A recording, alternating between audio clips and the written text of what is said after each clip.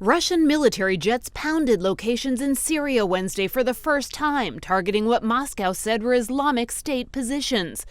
Russian President Vladimir Putin seeking to portray the strikes as a preemptive attack against the Islamic militants who have taken over large parts of Syria and Iraq.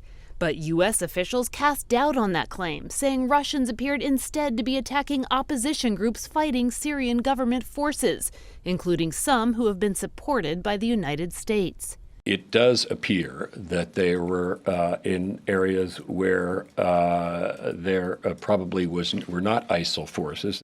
Mr. President, thank you very much. At the United Nations, Secretary of State John Kerry said the U.S. would have, quote, grave concerns if Russia was using its airstrikes to support Syrian President Bashar Assad.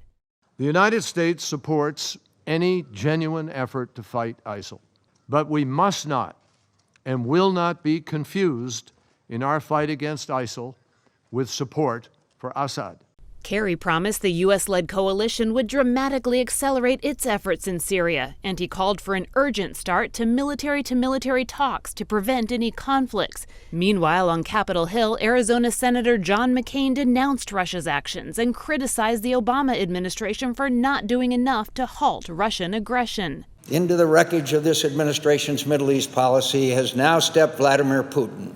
As in Ukraine, as elsewhere, he perceives the administration's inaction and caution as weakness, and he is taking full advantage. Adding to U.S. frustration over the Russian strikes, the United States was given just 1 hour's notice of the action, sent not through formal channels, but to the U.S. Embassy in Baghdad. Kelly Daschle, Associated Press.